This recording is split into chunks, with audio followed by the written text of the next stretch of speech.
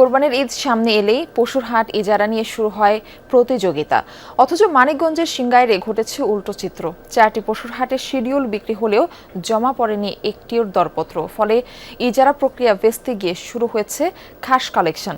এতে সরকারের কয়েক কোটি টাকা রাজস্ব হারানোর শঙ্কা দেখা দিয়েছে। আর এই প্রক্রিয়া ঘিরেই উঠেছে প্রভাবশালী চক্রের হস্তক্ষেপের অভিযোগ।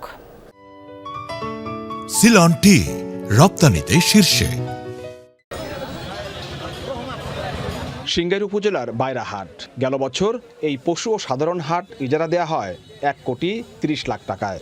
কিন্তু এবছর হাটের জন্য 6টি দরপত্র বিক্রি হলেও জমা পড়েনি একটিও। ফলে প্রশাসন শুরু করেছে খাস কালেকশন প্রক্রিয়া। না, আপনারা কালেকশন করতেছেন না, মানে এটা কিভাবে, এটাকে আপনাদেরকে এখানে আছে না যে আপনারা দায়িত্ব কে দিচ্ছেন? আমার ওখানে কাকা আছে, কাকার সাথে কথা বলতে হবে। এই হাটের জন্য দরপত্র কিনেছিলেন ফরহাদ হোসেন ও তার ভাই। তাদের অভিযোগ, স্থানীয় কয়েকজন বিএনপি নেতা তাদের দরপত্র জমা দিতে বাধা দেন। বিষয়টি ইউএনও ও জেলা প্রশাসককে জানালেও কোনো আমলে নেননি বলে অভিযোগ তাদের। তো জমা দিতে দেয়নি, আমাদের কোনো কাছেই যাইতে দেয় নাকি, মানে ওই চত্বরের ভিতরে যাওয়ার পরে আমরা আমাদেরকে এরকম মানে বাধা দিয়ে ছিনিয়ে রাখছে।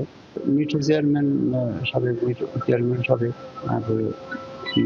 বাইরের শহীদ চেয়ারম্যান এবং তার নেতৃত্বে আরো ছেলেপেলেরা ছিল। বিশাল পরিমাপের একটা কর ট্যাক্স ফাঁকি দেওয়ার একটা কৌশল এখানে হয়েছে, যেটা স্পষ্ট, সুস্পষ্ট।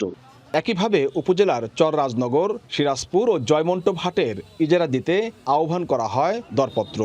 একাধিক ব্যক্তি শিডিউল কিনলেও নির্ধারিত সময়ে জমা পড়েনি একটিও। ফলে শুরু হয়েছে খাস কালেকশন, যার নিয়ন্ত্রণে রয়েছে স্থানীয় বিএনপি নেতারা। ফলে রানিং কমিটির সিনিয়র সহসভাপতি খাস কালেকশন আমরা সহযোগিতা করতেছি। সেই খাস কালেকশন আপনাদের লোকজন না, আমাদের লোকজন করতেছে না, আমরা সহযোগিতা করতেছি। স্থানীয়দের অভিযোগ, এটি স্বাভাবিক কোনো ঘটনা নয়। পরিকল্পিতভাবে শিডিউল কিনেও জমা দেওয়া হয়নি দরপত্র। উদ্দেশ্য ইজারা প্রক্রিয়া বন্ধ করে খাস কালেকশনের নিয়ন্ত্রণ নেয়া। আজকে উঠলো 10 টাকা বা 10,000 উঠলো, 5,000 সরকারের দিয়ে মনে করেন 5,000 যারা সিন্ডিকেটের সাথে জড়িত এরা বাগযোগ করে খাই ফেলাইলো। প্রতি বছর অনেক বড় ধরনের এই রেভিনিউ কালেকশন হয়, কিন্তু এবার অদৃশ্য কারণে এই হাটটাকে খাস দেখানো হয়েছে। তবে এসব অভিযোগ অস্বীকার করেছেন অভিযুক্ত বিএনপি নেতারা। যাদের কাছে অভিযোগ তারা তদন্ত করে দেখব। এখন অভিযুক্ত কেউ কারোর বিরুদ্ধে করতেই পারে, ঠিক আছে।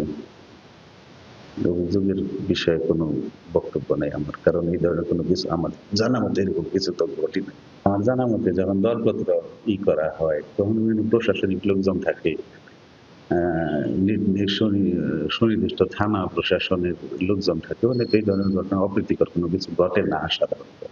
জেলা প্রশাসক বলছেন, নিয়ম অনুযায়ী দরপত্র আহ্বান করেও জমা না পড়ায় খাস কালেকশনের সিদ্ধান্ত নেওয়া হয়। এক্ষেত্রে কাঙ্ক্ষিত রাজস্ব না মেলার অভিযোগ অস্বীকার করেননি তিনি।